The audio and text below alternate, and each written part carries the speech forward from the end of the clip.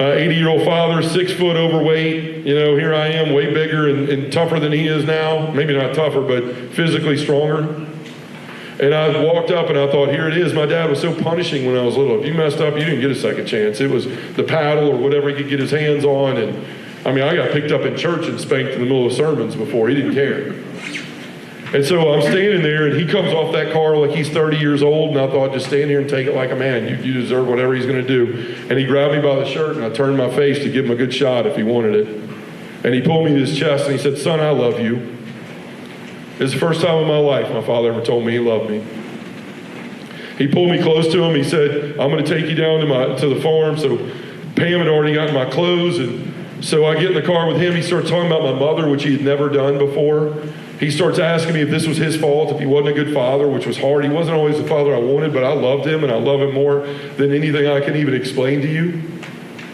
Nobody's perfect. I'm not perfect. Ask my children. But we get down to the farm, and I spent Holy Saturday like the church does, in darkness and in confusion and not knowing what was going to happen in my life. And so Sunday morning I wake up, and there's this Baptist room, or Catholic room in Bruce, Mississippi. Everything else is Protestant. But there's this little room, and I knew about it because Angela made me go when we went down there for Christmas like 4 years before.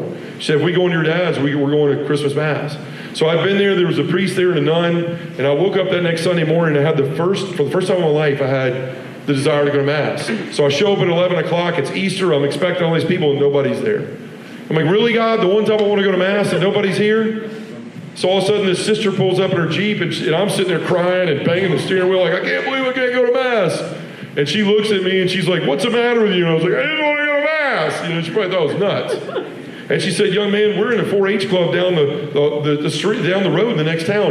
There's too many people, it's Easter.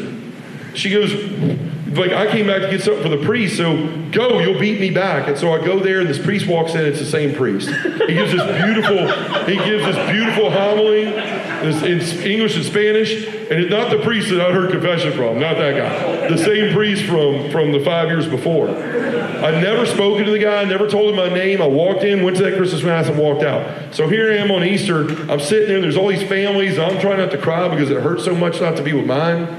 I started to realize how much I'd missed in my life. So I get up, and they were going to have a potluck, and so I started heading for the door because I didn't want to be around any more families.